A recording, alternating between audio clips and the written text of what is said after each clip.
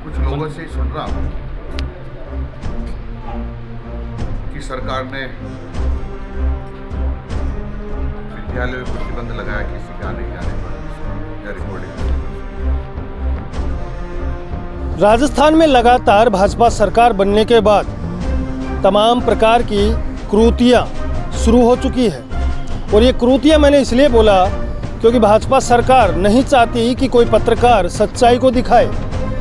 और पत्रकारों से इतना भय और डर पैदा हो चुका है भाजपा सरकार को कि नए नए फरमान जारी करना शुरू कर दिया है। अब मैं पूछना चाहता हूं कि लोकतंत्र के चौथे स्तंभ को आप कहां तक डराने की कोशिश करेंगे? कौन कौन से नियम और कौन कौन से कानून की धाराओं के प्रावधान को लेकर किस किस धाराओं के साथ आप हवाला देता फिरेंगे? आज व्यवस्था ठप हो चुकी है। अगर शिक्षा विभाग की मैं बात करूं तो तमाम जगहों पर, चाहे वो टीचर हो, टीचरों के वीडियो जो वायरल हो रहे हैं उसको देख लीजिए, या फिर सरकारी स्कूलों के जो जर्जर हो चुकी है उनकी छतें गिरना शुरू हो गई। तमाम प्रकार के ये जो अपराध लगातार बढ़ रहे हैं, इसमें शिक्षा विभाग की पूर्ण लापरवाही होते हुए अब शिक्षा विभाग का नया फरमान जारी हुआ है कि कोई भी बाहरी व्यक्ति या फिर मीडिया कर्मी किसी भी प्रकार से शिक्षा जगत के स्कूल के अंदर प्रवेश नहीं कर सकता है बिना आज्ञा के। ये फरमान जारी किया है शिक्षा विभाग ने। मैं भाई साहब आप लोगों से पूछना चाहता हूँ, कितने नियम और कितने कानून आप लोग बनाएंगे पत्रकारों के लिए? पहले ही आप लोगों ने अपना गुलाम बना रखा है, और जो बचे कुछ सच्चाई दिखाने वाली मीडिया है, अब उन लोगों को भी आप लोगों ने दबाना शुरू कर दिया है। आप लोगों की खबरें बड़े ज़ोर शोर से दिखाई जा रही है कि शिक्षा विभाग ने जारी किया नया फरमान, और अब एंट्री बंद होगी उन लोगों की जो बिना अनुमति के शिक्षा यानी कि स्कूल के अंदर प्रवेश कर जाते थे और वहां पर वीडियो बनाना शुरू कर देते थे। तो मदन दिलावर जी, अब मैं आपसे बात कर लेता हूं, मुझे जवाब दे देना। आप शिक्षा विभाग में शिक्षा मंत्री हैं। अब आपसे मैं एक सवाल करता हूं, मुझे इसका जवाब ज़रूर देना।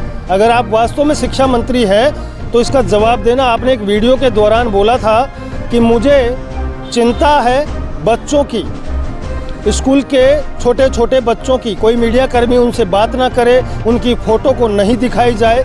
चलो मैं मान गया आपकी बात, मगर आपको पता है कि एक सरकारी स्कूल में एक टीचर की तनख्वाह कितनी होती है? उसकी तनख्वाह 70,000 से 1.5 लाख रुपये, 1 लाख रुपये के बीच में तनख्वाह होती है। और वो अपनी आराम की कुर्सी पर बैठकर आराम से वो 1.5 लाख रुपये की तनख्वाह को, 60-70 हज़ार की तनख्वाह को घर पे महीने में ले जाता है। इन लोगों की जितनी छुट्टियां होती है उतनी छुट्टियां किसी भी डिपार्टमेंट में, किसी भी प्रशासन के उन अधिकारियों की नहीं होती जितनी शिक्षा विभाग के अधिकारियों की छुट्टियां होती है। इसके बावजूद अब आप एक सवाल का जवाब दे दो कि आपके स्कूलों की जो हालात बिगड़ रहे हैं, और देश का चौथा स्तंभ जिसको हाई कोर्ट और सुप्रीम कोर्ट के निर्देश है कि 24 घंटे पत्रकार कहीं भी आ जा सकता है और कभी भी आ जा सकता है, तो आप कौन सी धाराओं का हवाला देकर नया कानून लेकर आए हैं पत्रकारों को दबाने के लिए? भाजपा सरकार के तमाम मंत्रियों से मैं सवाल कर रहा हूं, मुझे जवाब दे दीजिए। कितने लोगों को रोक लोगे आप? हमेशा गुलामी की जंजीरों में जकड़ने की शुरुआत आप लोग कर चुके थे, और अब वो उसका नतीजा भुगतना पड़ा मीडिया को। जब युवाओं का प्रोटेस्ट हुआ दिल्ली के अंदर, तमाम राज्यों के अंदर, और वहाँ पर मीडिया को अपनी बेइज्जती का भुगतान करना पड़ा, क्योंकि लोकतंत्र के हिस्से में काम करता है मीडिया, और मीडिया को पूर्ण अधिकार है हर जगत के अंदर, किसी भी डिपार्टमेंट के अंदर वो पूर्ण रूप से बिना सोचे समझे, बिना किसी की आज्ञा के वो कभी भी जा सकता है। और आप लोगों को इतना भय और डर होने लग गया एक पत्रकार का कि सच्चाई दिखाई नहीं, कि अब आप लोगों ने नए फरमान शुरू कर दिए हैं। या तो आप इस फरमान को बदल दीजिए, नहीं तो ऐसा नहीं है कि देश का मीडिया इतना कमज़ोर हो चुका है कि आपके फरमान को चुपचाप चुप्पी साधे बैठे सुनते रहेंगे। कानून की धाराओं के मुताबिक मीडिया के भी स्तंभ में कई धाराएं बनती है, ये याद रखना आप।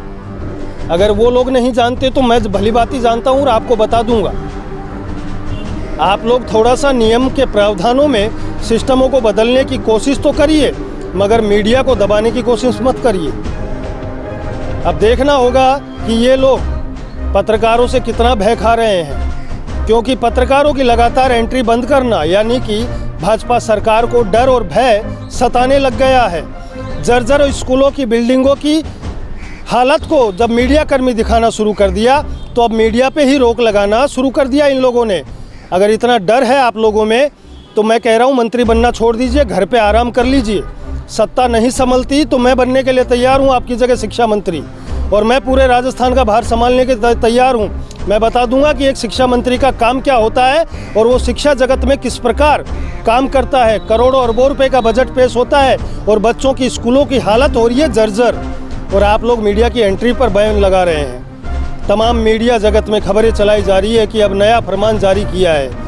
अरे भाई साहब, ये सुभाष बैरवा है और ये चैनल है द पिंक सिटी न्यूज़। हम ऐसे ही ठोक के खबर चलाते हैं। आप लोगों को इसका जवाब बहुत भारी पड़ेगा, क्योंकि सरकार और सत्ता बदलते देर नहीं लगती है। ऐसे ही खबरों देखते रहें, मेरे साथ बने रहें सुभाष बैरवा के साथ, the pink city news, Jaipur.